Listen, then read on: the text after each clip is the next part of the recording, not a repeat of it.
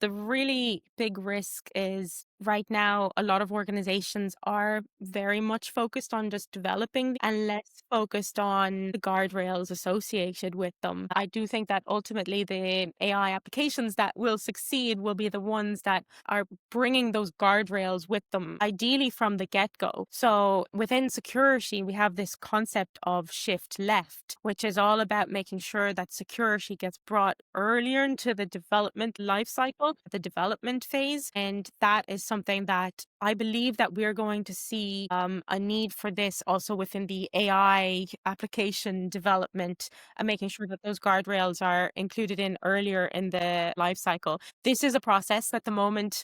I still see everything that's going on in the AI space as a bit of a wild west. It hasn't matured enough that nations are following all of the best practices that I believe they will in future soonish.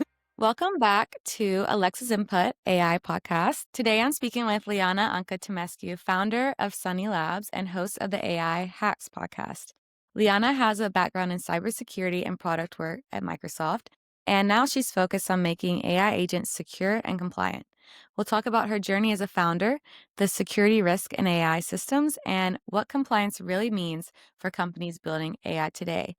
Liana, thank you for coming on. I'm very excited to have a female founder on, and I definitely want more, but I'm really happy that you're here. Great. Thank you so much, Alexa. It's great to be here. Thank you for inviting me. And I love to have female founders, but I'm even more excited because you're a female founder in cybersecurity and AI. Like you check the most interesting boxes in tech today. It's definitely a growing area, and yeah, yeah. Looking forward to chatting more about it. That's great. So I want to talk about your journey. Tell me a little bit about your story. How did you get here to founding a company? Sure. So, where to go back? So, overall, I would say I was very interested in. So, I studied in my undergrad, I studied computer science and business at Trinity College Dublin. And there I actually got involved in a lot of student societies, actually. And one of them was kind of particularly relevant, was called the Trinity Entrepreneurial Society.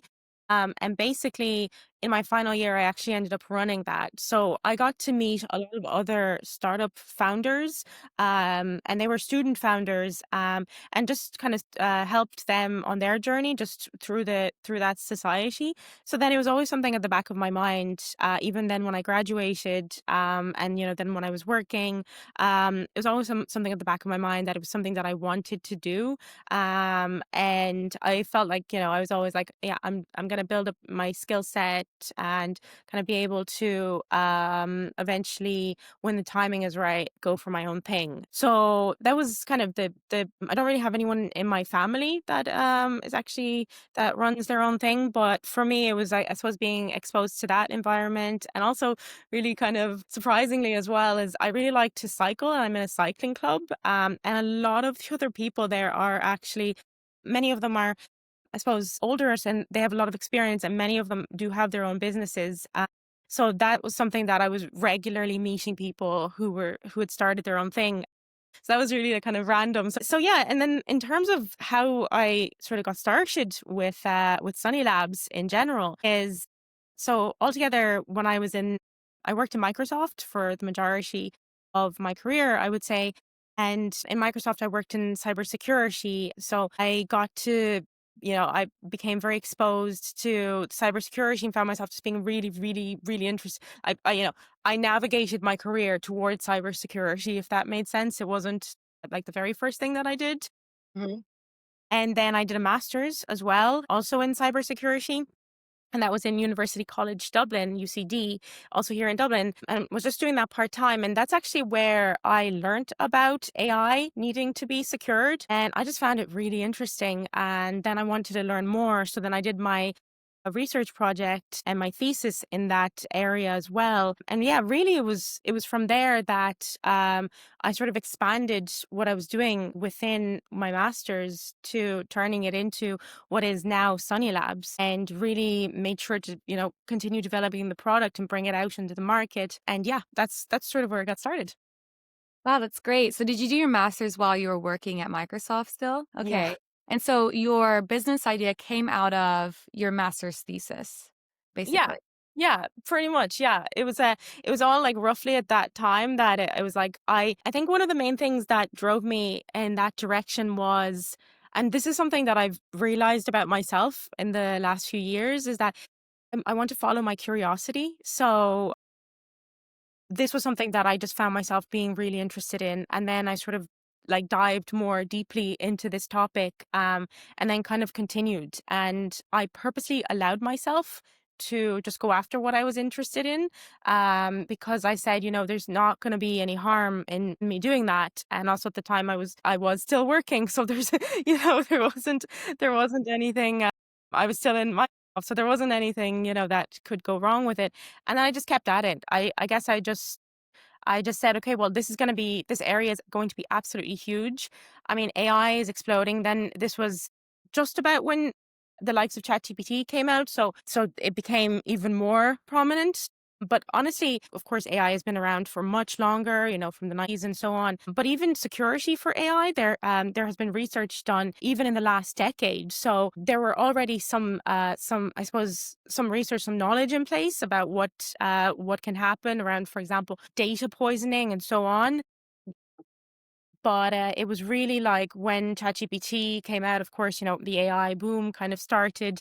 And then new risks actually appeared that previously hadn't been seen. That was when I realized, okay, this is actually huge. As it keeps getting used, more and more risks are coming out. So it's very, very interesting.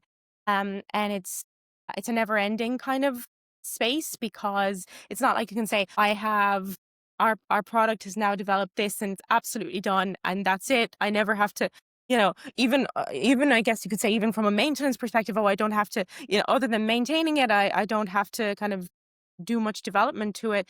That's not the case in cybersecurity in general, but definitely not in this space. With AI changing all of the time, with new models coming out all of the time, there's new risks, and even the same risks that, for example, prompt injections are huge. So when somebody can get the AI to say or do something that it shouldn't, that even those risks, even within that particular threat, even that has expanded so much. So yeah, it was really, really interesting for me to be able to follow my curiosity with this, and also know that there is a huge need for this. And a lot of organizations, when they're deploying these things, they're actually not aware of all of these risks. And then also now with there's all of the regulations that are coming out, specifically the EUAI Act as well, and that is mandating cybersecurity requirements as well as other safety elements, to different kinds of AI applications and AI systems. Yeah, it's a very, very interesting and hot space, I'd say.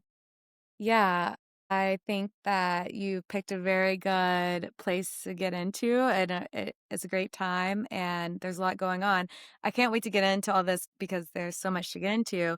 But first, I want to ask you again about your journey about starting the startup, which really interests me. You're working full time, you had this master's thesis. Can you walk me through how it actually came about? Like, because I feel like a lot of times people wanna start something and then they're already working, they don't know what steps that they should take. Yeah, definitely. I mean, I would say it was a crazy time to be working full time and doing my master's, and then essentially extending my master's to be more so than just the master's. Yeah. It was very busy. I'm Do we not have gonna the lie. same amount of hours in the day? I'm not sure, but that's very impressive. Yeah, it was an intense time, but I would say the way that I looked at it was that these are things that I was very interested in, and again, and this is something that I was recently reflecting to myself about. This is uh, like, what are some of the things that I did in order to be able to kind of stick with all of this? And I don't think it's actually everything. And that is actually finding the thing that I'm interested in there. So essentially, even if it's like whatever task is there, finding like, what is the thing that I find really interesting about that? What could that lead to that is actually really cool that I want to kind of pursue? So, and looking at basically everything that I did from that lens. That's one thing that I found. And then the other thing is always having kind of bigger goals rather than just, so my goals for the masters, of course, they were I wanted to be able to do well, like, and from a grades perspective, yeah, and I did do really well, and I was happy with that, Nice. actually. I'm still happy Congrats. with that. But it wasn't just that. For me, it was that I wanted to basically become an expert at this topic and really, really go get as much out of what I was doing as possible. So for me, it was never, I'm just going to, and I think this applies to everything. It was never, oh, I'm just going to just do the project and that's it. It was always, okay, so I have to figure this specific thing out. Like, why? Like, what is it about this? Why do I think it's cool? What else is there? What can this thing lead to? And just having that mentality for basically everything. And yeah, like even in terms of everything that I was doing at Microsoft, I was able to just build skills that it was never just about the thing itself that I was doing. It was, what is it that this thing that I'm doing, again, I want to be able to do it well. That was always important, but how is this going to be beneficial to me in the long term in some way? So I would say that just having that mentality was one of the main things that really helped to keep me going. Something to remind myself when things got tough, because there was like so many things to do. So yeah, and then I mean, in terms of like the time management side of it, I was very lucky that at the time I was, remote, so I was able to sort of manage my time. But ultimately, it was something that it was within my masters, and then it kind of, as I was doing my masters, and I was like, okay, well, I can take it more. And then in terms of what are the things that I was able to do like afterwards that sort of pushed me forward. And I don't know if this is very specific to being in Ireland in Dublin, is I joined some accelerators, and even they were just part-time, and it just meant that I was able to meet like-minded people who are also doing this crazy thing. We're like, yeah, I'm gonna do a startup. And again, just having that as my context of, there's other people who are also doing this, who are also on this kind of non-conventional journey, and seeing them basically go for it. That made a really big difference. And then just also getting support as well. So that I found that to be very kind of making the jump from, working in a corporate world to going out, on your own. I found just having that kind of middle ground of support to be really beneficial and great. So, for example, I was in an accelerator actually within that I found out through my university, University College Dublin. So it's called Nova UCD AI Accelerator. And there to meet other early stage startups that were also implementing AI systems. And yeah, that was absolutely brilliant. I'd say that was one of my kind of the kicking off points of making that transition of kind of really, again, sort of changing your mindset to, you're not working that, I wasn't just working for somebody else. It was that I'm now trying to build this thing. And yeah, it's kind of a mindset shift. And so having those supports were really great. Yeah, so let's get into some of the AI stuff. There seems like to be a lot to talk about there. Tell me a little bit about Sonny Labs and what they do, or what you do. Yeah. Yeah. So SonnyLabs.ai, SONNY. This was the name. So basically, we at a high level, we make sure that AI applications don't get hacked and that they are compliant. So that's a lot to unpack there. So, and when I say, basically, Sonny Labs is in the area of security for AI. So what's happening now is, I love describing this because it's a question that can often come up. When we talk about security and AI, there's two angles to it. There is either security for AI or AI for security. AI for security, yeah, yeah. So AI for security is basically within, let's say, traditional, quote unquote, traditional cybersecurity practices or techniques, and using AI to magnify and optimize those. And that has actually been that has been in practice, I would like for some time now. I don't know when it originated, but it's definitely been around within the last over a decade. So that's, basically making sure that threats are discovered using AI or machine learning models and so on. What I'm doing is the other side of it. So the other side of it is cybersecurity for AI itself. And that is basically AI itself now. When I say AI, I am being very broad about this, but there are so many different kinds of AI systems that are coming out. So you can have chatbots as, as is very famous. ChatGPT, Claude, but also chatbots on websites and so on. But now there's also AI agents as well that are coming out, and they're going off and they are doing they're doing more autonomous actions on behalf of the users and having end goals that they're trying to do. And now there's also this concept of MCP, which stands for Model Context Protocol, which is essentially giving the LLMs access to different tools that would have been traditionally, or up until MCP came about, quite difficult to access. So potentially different access to different APIs and so on. So there's all of these AI things, AI applications that are coming out, and they actually have their own individual threats and they have their own vulnerabilities that can happen with them. This isn't, like that concept of this specific thing needing its own cybersecurity practices isn't unique to AI. That's why the space of cybersecurity has so many different types of cybersecurity, and actually, like, it's really hard to do a master's, for example, in cybersecurity, like I did, and cover so many things because there's just so much there. So you can have cybersecurity, you can have database security, networking security, application security. I mean, even physical security. There's all kinds of different things that need to be secured, and they all have their own practices. So what's happening now is AI is has come out. Let's say since ChatGPT. Let's go from there. And there are new threats that is happening with it, and that need to be protected from. So what we do in Sonny Labs is essentially make sure that those threats are, first of all, detected and blocked so that they just don't happen in the first place. And also making sure that we're doing that within the context of the regulations that are coming out. So the really big one that should be probably top of mind for many people, many organizations, is actually the EU AI Act. And so we are now making sure that these AI applications, not only are they secure, but also that they are complying with the EU AI Act. So that's at a high level, and I can go into more detail about anything I said there. Yeah, let's definitely dig into quite a bit of it. First, you mentioned MCP. And can you tell me a little bit about what MCP is, why it's so important, and why does it make access easier than compared to a traditional protocol like REST? Yeah. Yeah. So MCP, again, standing for Model Context Protocol, it's a protocol that Anthropic released I believe it was the 25th of November of 2024. Oh, wow. That's In great. a blog post. I don't know why that's stuck in my memory, but it is. And essentially, they brought it in. So I suppose let's kind of talk about like the problem that it's trying to solve in the first place.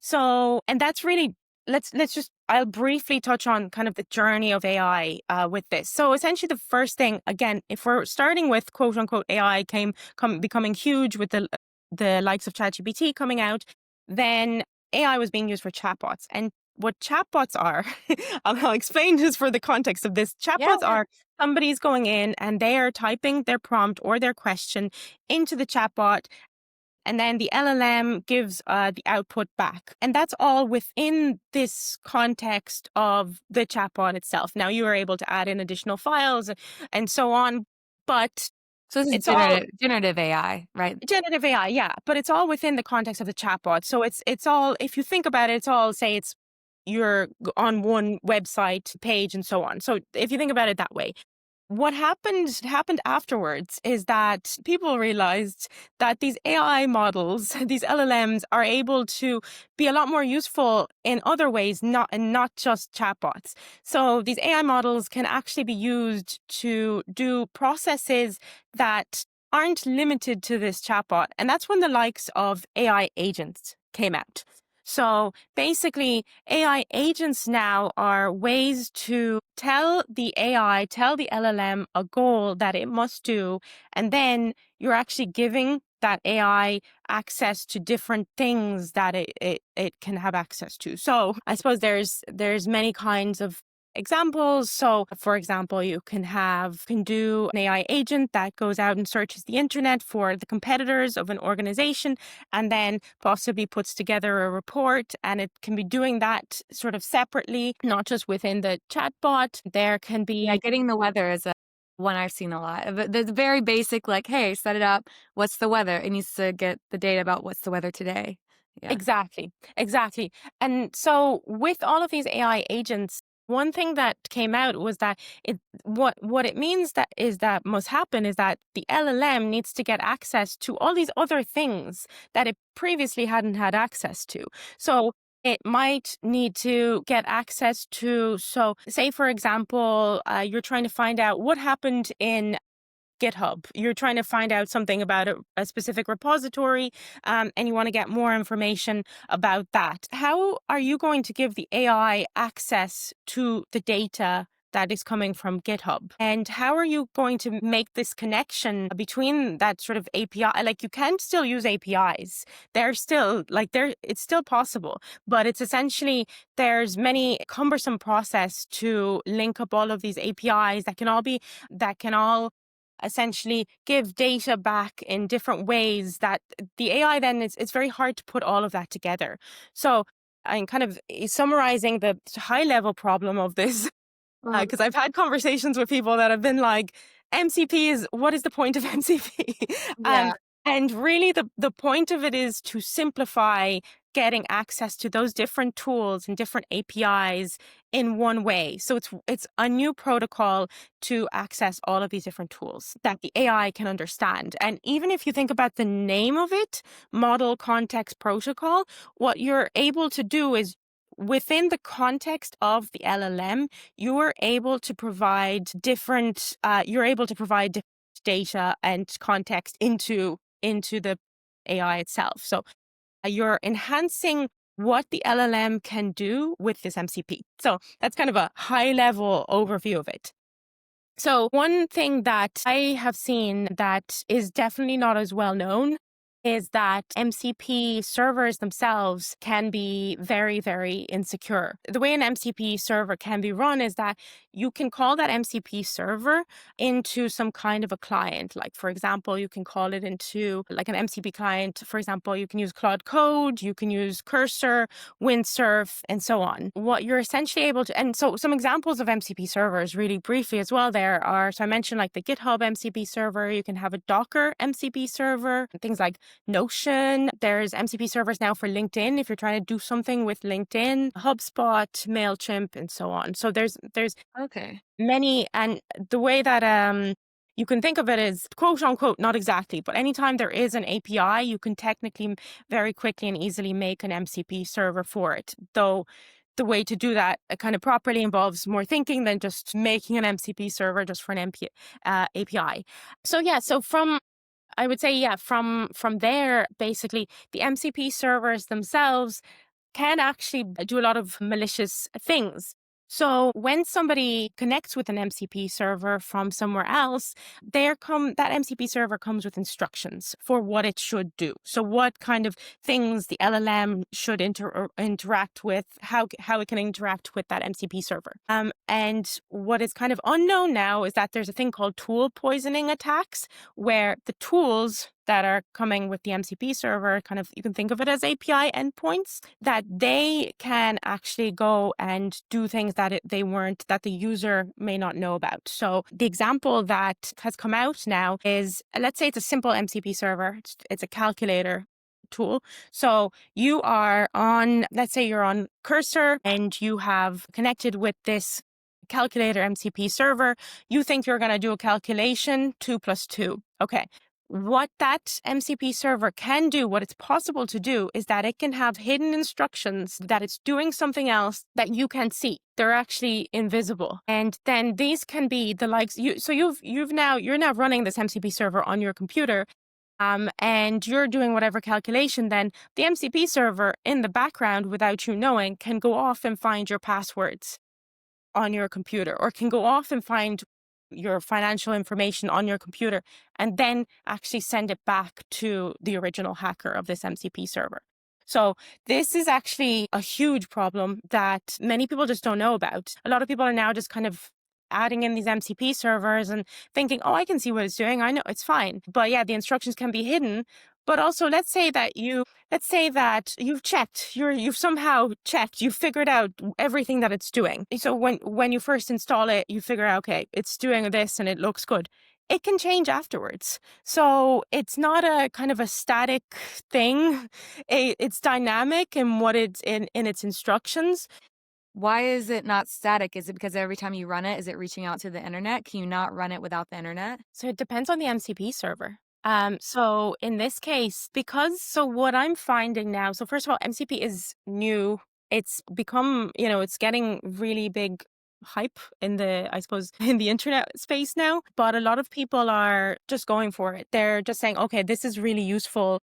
This is a really useful tool. I'm not going to focus on, I'm not going to even, they don't even consider security. So even in the first place, even if yeah, maybe they want to say, I don't want this to go back out to the internet. But also, you have to bear in mind the context of what the MCP server needs to do. So I like the calculator example that I gave, you think it's just trying to stay within your own kind of environment, that it shouldn't go out. But most of the time, MCP servers are trying to access data somewhere else. Yeah, So that's the point. Yeah. like HubSpot, MCP server, and so on. And not saying the HubSpot MCP server is, is insecure, Yeah. but just this concept of what they're trying to do is they're actually trying to access data and do sort of these tool calls, like API endpoint calls Yeah. externally. So yeah, it comes with as part of it. And maybe this is also because the user or the developer profile has changed a bit. I think even software engineers, unless you're in the cybersecurity or the security space, still can be a little bit lenient and trusting about what images they download, what packages they're using from GitHub. And I think that's probably exacerbated with now the developer or user profile is also people who aren't typically dealing with that every day. So these are people who probably take for granted that every time typically you download something on the internet, like normal things or do a software update, it's pretty secure, and probably just don't have that awareness. Exactly. Yeah. So, yeah, this is something that I'm trying to do much more of actually letting people know that, again, AI, MCP, AI agents, chatbots, like they're all great, but they do all have their security problems. And because they're so new, the security problems are very raw and there. The kind of the full processes for how to make sure that they're all secure by default are not yet in place. And yeah, so there's a lot of kind of education needed. But as you said as well, so far when we think of developing, they've had experience and they do this all of the time. But now with the concept of, I suppose, vibe coders, they mightn't have that kind of background knowledge about, it's not just about creating the thing, it's also about everything else. You want to make sure that the application is secure, that it's scalable, that it's maintainable, and all of these other non-functional requirements that may not be instantly visible to someone who used to be just an end user but is now diving into it via vibe coding. So yeah, so the threat has expanded to other people that wouldn't have previously been developers. Yeah, and exactly like you said, the thing is, like, I know this is even a hard thing for developers because I have seen or heard in the time I've been working about this being a problem. Access, like being strict about your access, role accounts, what permissions, what privileges to give. It's not an easy problem even for developers. I understand where you're coming from and why this is such a complex space. So how are you approaching, evangelizing this information? Yeah. Yeah, so basically, this is what we're doing now with Sonny Labs. So with Sonny Labs, we've created really easy to deploy mechanisms for developers or anyone else who is creating their own AI agents or AI applications or using MCP servers, and making sure that all of these are secure, that you don't get those context manipulation, tool poisoning risks, and that what they AI agents are doing are within the policies that they expect them to be doing. So basically, we're making sure that as it is now and as it is in the future, that we are covering those risks on behalf of people. What are the biggest risks in terms of prompt injection or context manipulation? What are the biggest risks you're seeing now that people need to defend themselves from? So prompt injections can, and I use this term prompt injections that was used more for initially for chatbots, but now this prompt injection has expanded to being used for AI agents and MCP servers, as I said. But for example, when it comes to even the likes of chatbots, for example, it's very easy. It's extremely easy. Not even it's extremely easy to actually be able to get the system prompt using prompt injections. And actually, many of the really big chatbots and AI applications have actually had their system prompts be exposed, and there's public GitHub servers that public GitHub repos that actually show all of these. So that's a really big risk because it's the actual it's proprietary information about how that application was. So that's one of them. Sorry. Yeah, I was about to say maybe for people who don't know what system prompt is, it's basically, hey, your chatbot, do this within these guidelines, correct? It's basically telling it what to do. If you change it, say you can act maliciously, then that's what it will follow, correct? Yeah, so it's when you're talking to an LLM, there's kind of two different kinds of prompts types that you can give it. So it's either the user prompt of what the user is actually asking, or it's the system prompt that the developer who created that chatbot, the system prompt is what is used to guide what questions and answers the chatbot can work with. So it's essentially, it's like the admin of Yeah. a chatbot saying what it can and can't do. So it contains the configuration. And it's part of the configuration of the chatbot, and it should be proprietary, but because it's so easy to using prompt injections, it's so easy to get it. So that's definitely one of the risks. Other really big risks that I'm seeing is that actually sensitive data can actually be exfiltrated. That is specifically, I mean, it can be sensitive data of sensitive personal data, but it can also be proprietary data that is associated with an organization. And the example of a Samsung, this happened to Samsung when and this was in the news. A few of its employees actually went to one of the LLMs and actually disclosed proprietary information from Samsung to the chatbot, and then that information then was leaked. So that's a really big risk that can happen. That's something that companies are starting to be much more aware of, but it's still, especially with the likes of like shadow AI. So shadow AI is when employees in an organization are just going off and using chatbots and LLMs or any AI applications without, like kind of willy-nilly without any sort Yeah. of guardrails there. So they might be putting questions about their organization into maybe, ChatGPT or Claude or any of these, and essentially giving that proprietary information to these bigger companies that can then use to train the model and so on. So there's a lot of risks there.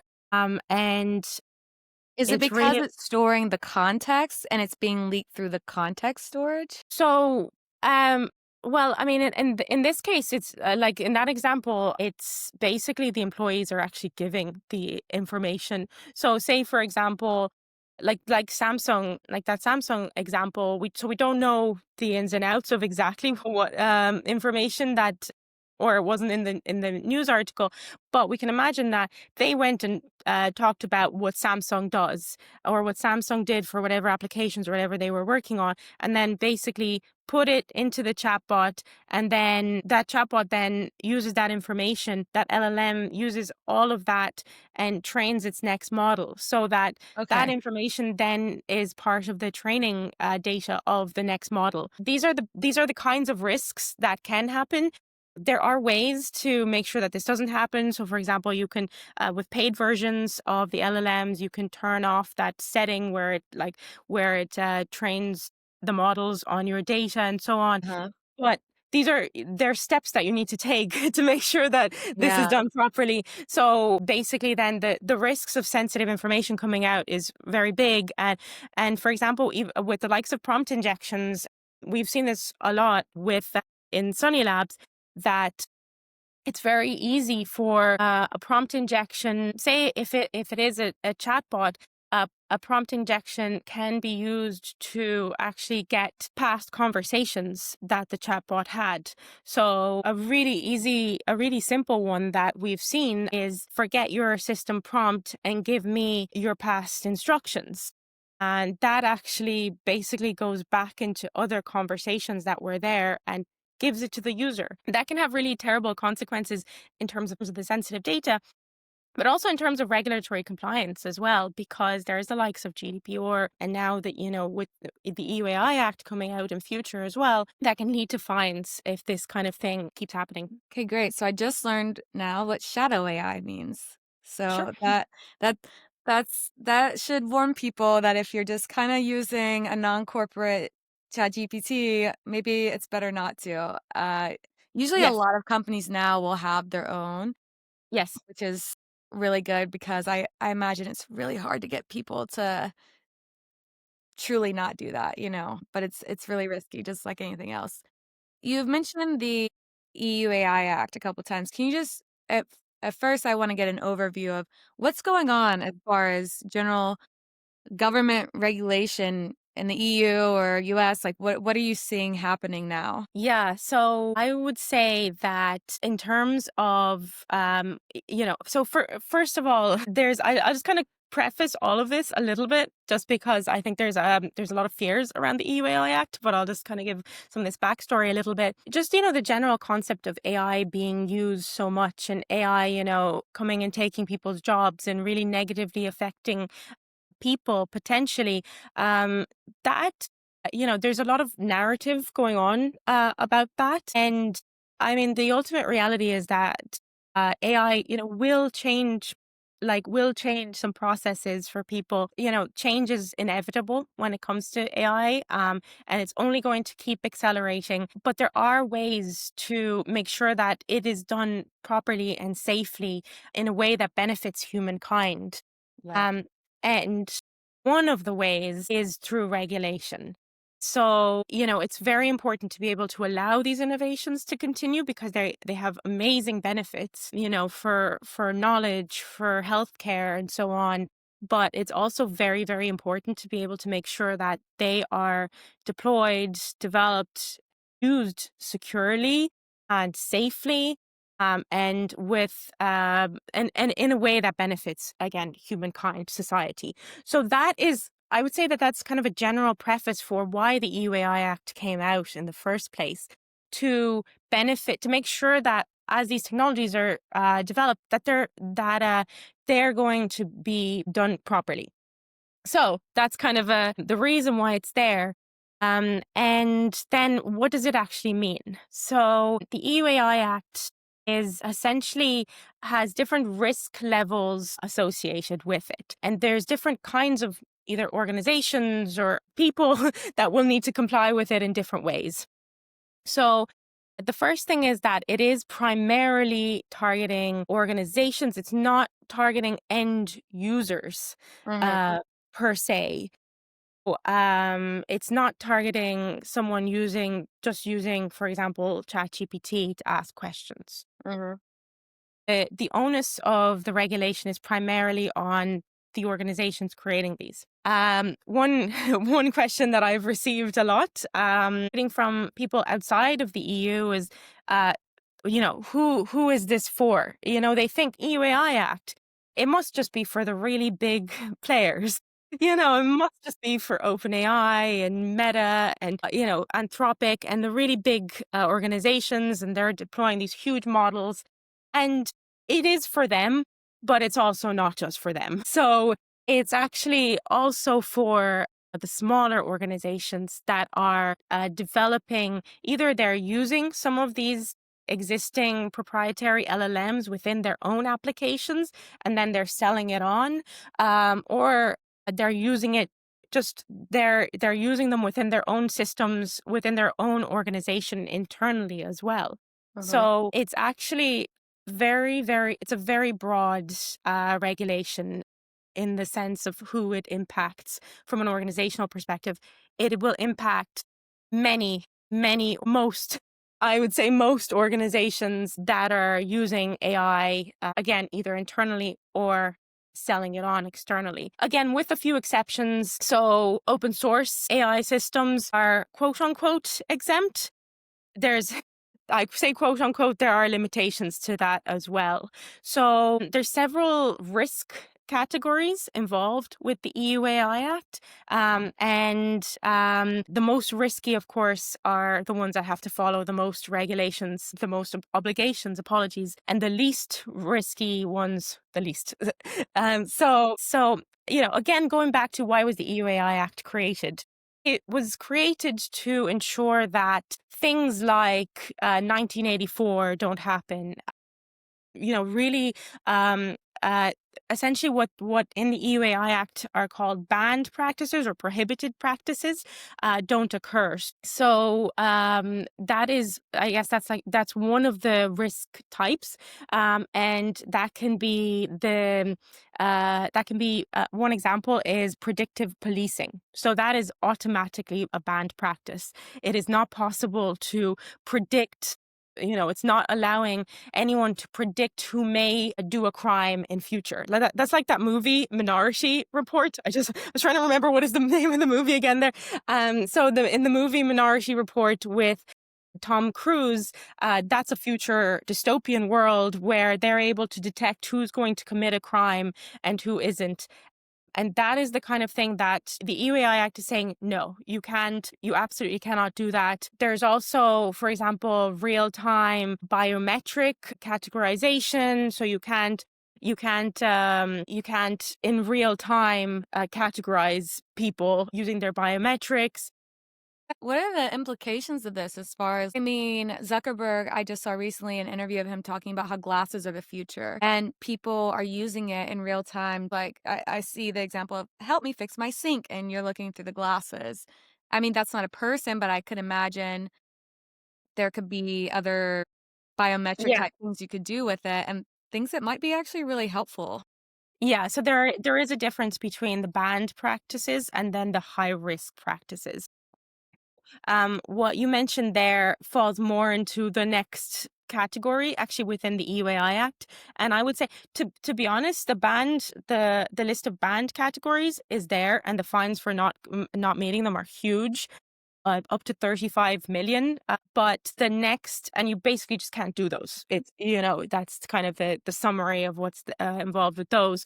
But the next category is they're called high risk AI systems. And actually, it's one of the main parts of the EUAI Act. And when I say high risk, I mean high risk categories, high risk to things to society.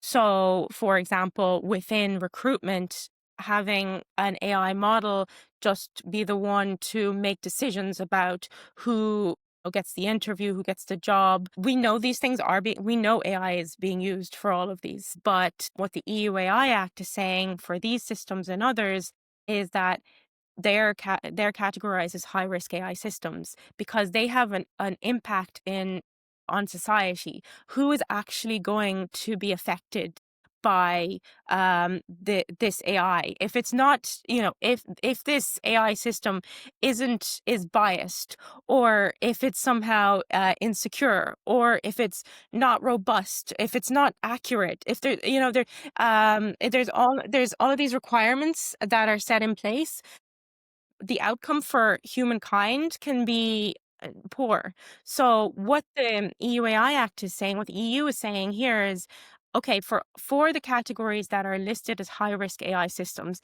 they have to meet all the obligations there. Mm. And those obligations do include cybersecurity obligations, so making sure things like prompt injections don't happen, making sure data poisoning doesn't happen, model poisoning, but also that they're quote unquote accurate.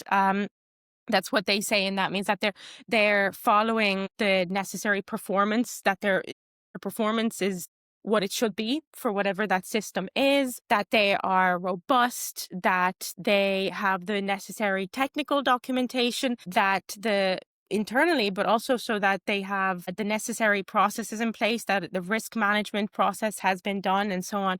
So there's several categories there. And I mentioned recruitment or within the employment sector, but also for education as well. But also for deciding on who should be able to get a loan or who should be able to, what are if they're being used within health insurance or life insurance and so on, making decisions that could impact a humankind, or if they're critical components if they're safety components of some critical system as well. So if they're used, for example, within traffic lights, that making sure again that that's done as safely as possible. So that is the bulk, actually not the bulk, but there's a lot of obligations there. And people think, okay, well, there's a few exemptions. So let's say an organization meets the criteria for being a high risk AI system, as in they're one of the categories there. But they're saying, oh, but there's a few exemptions, so I might be able to get away with it. I might be able to make my system be in such a way that I'm not listed as a high risk AI system. But the reality is, even if they aren't officially labeled as a high risk AI system, they still need to actually put themselves down in the EU. There's a new EU database of all of these systems. So they're still potentially auditable in future. They can't get away from it. So yeah, there's high risk AI systems. And then there's also, of course, I'll go into, there's general purpose AI. And that is what people think of in terms of the AI models, the really big AI models. But that's not just that. That is, and that can be for systemic risk or non-systemic risk. But that's not just the big players as well. It's if substantial training has been done on those models, or fine tuning has been done on those models, then an organization might also end up having to be a GPAI, general purpose AI. So that's another one. Another risk is also, it's called limited risk, and there's a lot of transparency requirements there. So that's if somebody is essentially using an LLM or some generative AI model to create, for example, images, or to put up images or videos or just text, it always needs to be labeled as having been done by those. So there's requirements as well, even for the smaller kind of use. What you would think is, I'm not I'm not creating Claude here. I'm just making images, making avatars for somebody. That doesn't count as part of the EU Act. No, it does. There's that limited risk categorization is also there. So there's a lot, there's a lot altogether, and the fines for not meeting these can go up to 35 million euro. And yeah, the requirements for some of these have already started. So in 2025, several of the requirements have begun. Banned practices are in place. GPAI now in August, also their obligations are also needed to be met from now. And then limited risk is coming. It's in 2026. It's coming. And also high risk AI systems as well are coming up. So yeah, it's a really big area, and it's something that I think every single organization needs to start thinking about. If they haven't already, they need to start thinking about it. And one thing that I would say about it is, because I've heard, like, somebody might say, oh, I'm just going to go to, for example, use the AIs, the LLMs to help me with this process. And I'm telling you, people can try. However, the hallucination that these LLMs give when it comes to like this, the EUAI Act it's a really big act. There's actually a lot of information in there. And yeah, the LLMs are not actually able to help people with figuring out what they need to do. It really involves, it's not going to be a quick process if you are just going about it that way. It really involves speaking to someone who's an expert at it, because you're at risk of otherwise missing obligations. Again, you're at risk of paying the fines, or you're at risk of having extra obligations that might cost you more money that maybe aren't necessary, though they're good for humanity. So yeah, it really need kind of, it needs a person, or you need to speak to an expert about this. I would say, and yeah, also there now we're also putting together technical solutions as well to help people to make sure that they're complying with these obligations as easily as possible as well. Yeah, that was a lot. Yeah, there's a lot going on there. I mean, again, it just highlights what a great spot your company is in because people will need these consultations. I'm just thinking, like, what are the real life implications of this? When you talk about a few things like innovation versus like how cumbersome it will be on businesses to make sure they're doing it right and the fear of doing it wrong and what that would cost, especially a startup will probably slow down the use of AI until all this is figured out, but also just on a more practical level with measuring LLMs. When you talk about measuring accuracy or saying that it's robust, like what does this really mean? Because for people listening, and if you for not knowing how much context you might have, a traditional REST API, a traditional system that you're reaching out to get information, you know the kind of question you're going to ask and you know the format of the response you're going to get. What's hard about Gen AI is that you're generating these words and you don't know how if the input's going to be 10 or 100 words, what it's going to be and what queries it needs to make, how many, and with like what generating an output, if it's larger, it costs more money, right? Like, to generate more and more. So we try to optimize so that you can only do this many queries and have like this many words. But then you risk that it's not going to be as good. And how do you determine if it's accurate? A lot of times, LM is used as a judge of accuracy as well.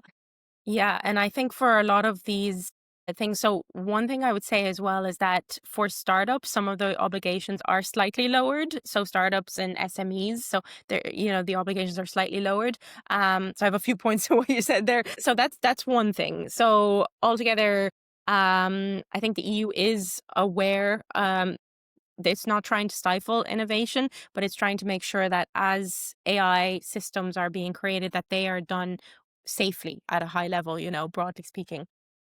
I would say like So the implication is it will stifle innovation. Would you not agree? But maybe that's worth it. Maybe that's okay.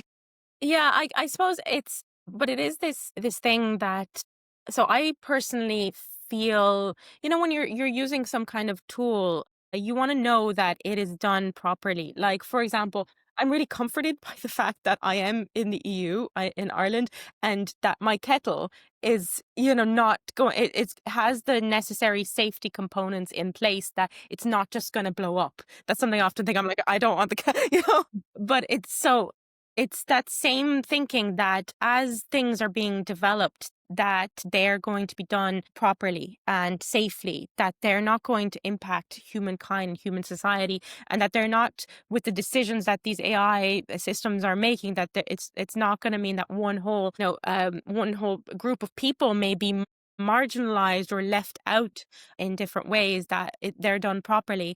And again, the list of obligations are proportionate to the risk level of Yeah. these AI systems. One interesting thing as well is that, yes, there's, there is a fear about the kinds of requirements that a startup or an organization will have to do, but there is also another side to that, and that is that because there's so many requirements that they must meet, for example, if they are high risk AI systems and so on, that it means that if they were able to meet those obligations, that they then have a competitive advantage as well, because they are the ones that will move ahead with this kind of systems. There's a lot of startups that are working on the education space, for example. Yeah, it also creates a lot of businesses to help people, meet the requirements and everything. To meet the requirements, but also specifically for the businesses that must meet the requirements, when they meet the requirements, that's a huge competitive advantage. That means that they're then going to be the ones that are going to be able to make progress. That's true only in the EU, unless everyone else says the same, right? In that case, yes, but also in many cases, what we're seeing is that the EU is the leader for regulatory compliance, that then other countries also put similar regulations out there. So that's the aspect of it. But also because the EU is a huge market. Yeah.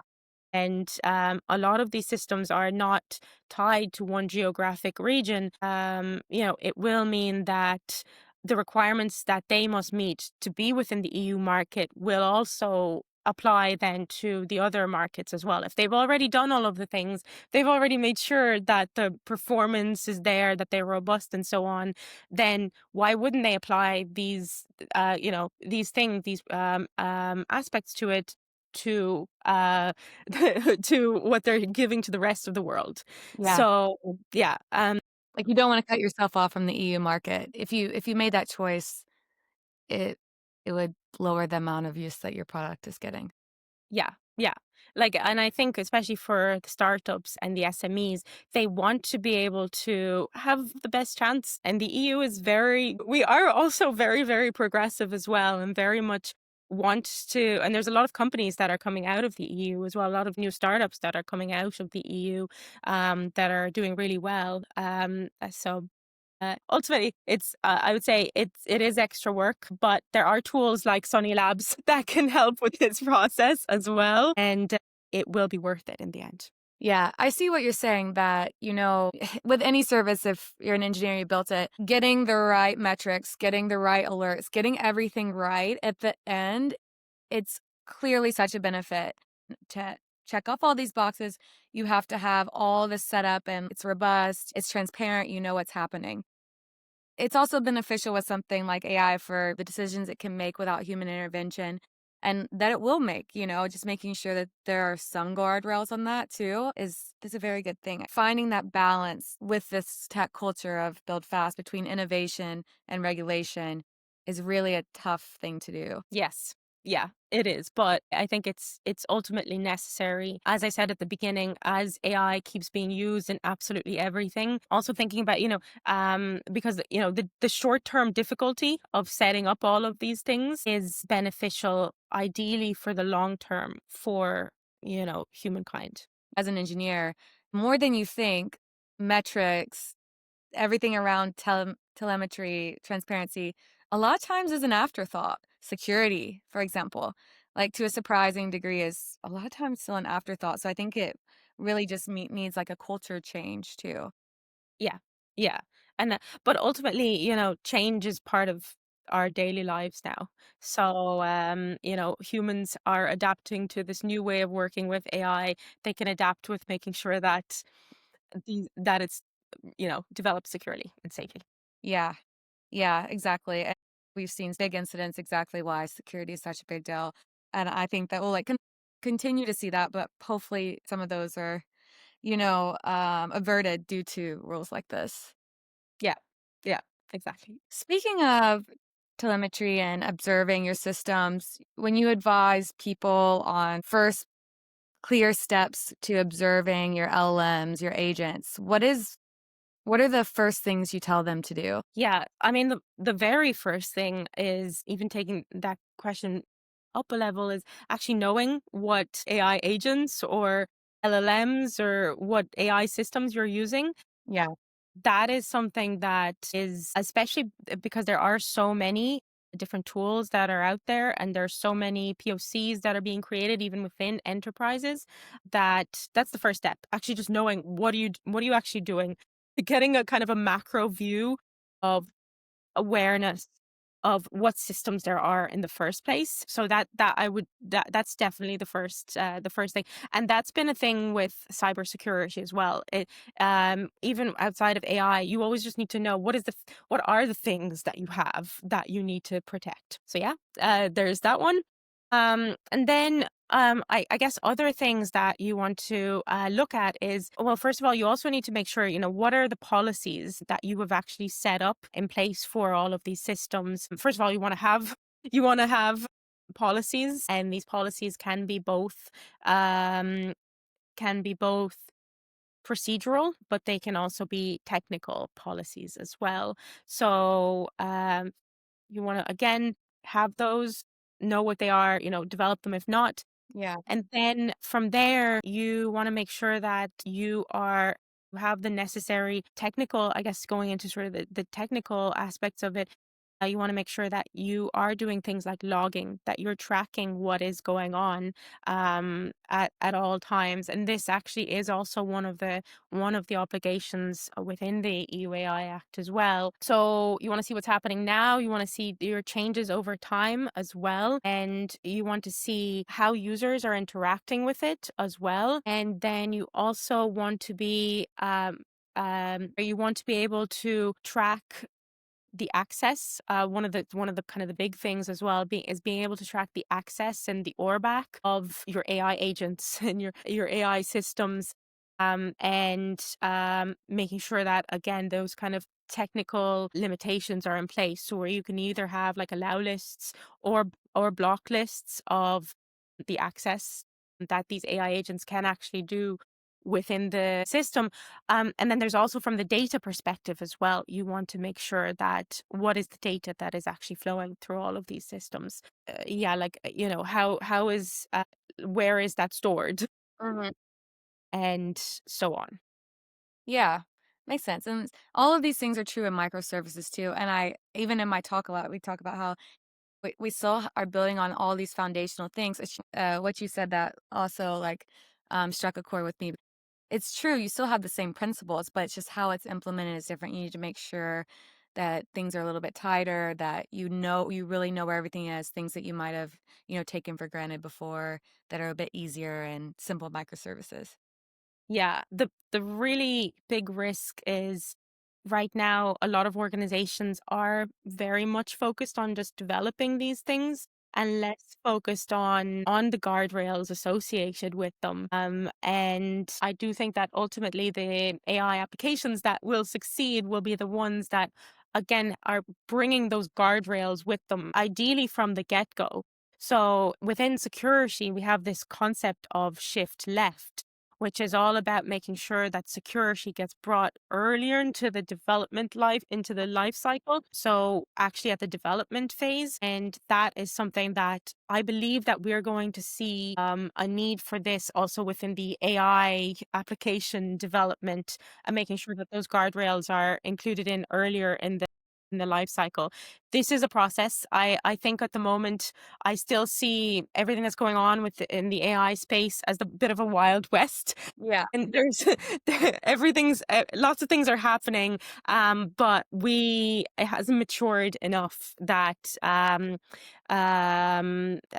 organizations are following all of the best practices that I believe they will in future soonish. Yeah. So you have an AI security training playground on your site. Can you tell me a little bit more about that and how people can use it? Yeah, so it's super super easy to use. That's our playground, and it basically helps people to learn about prompt injections and how they can happen. They can try out different prompt injections and see, can they let a prompt injection go through, or will the system say no, that's a prompt injection. And then from there you can actually see one of the kind of surprising things that a lot of people find is just how easy it is to actually do prompt injections, and the different kinds of prompt injections that exist. Yeah, I'd say try it out. It's super fun, super easy to use, and yeah, then you learn about prompt injections. Oh, what a great feature. I'm going to try it out. And if you think you should try it out too. So I know we're gone a little over, but thank you so much for your time. That's all the questions I have for you. I guess one last thing, would you like to leave the listeners with any piece of advice? So, my overall take on AI is that it's very beneficial for society, but it absolutely needs to be developed and used in a secure way. So, definitely, as you're going about implementing your AI systems, do it, use them, develop them as much as you can, but make sure that you're bringing in security and safety from the get-go. And you can use Sonny Labs to help you with this as well. Great. I learned so much. Thank you, Liana, for joining me on Alexa's Input AI podcast and sharing your perspective on all things AI security and compliance. So, if you'd like to learn more and you're listening, you can check out sonnylabs.ai, SonnyLabs.ai, or listen to our new podcast that's out, AI Hacks with Liana. And Thank you for listening and thanks for coming on. Thank you, Alexa. It was really fun to be here. Thank you for listening to this episode of Alexa's Input.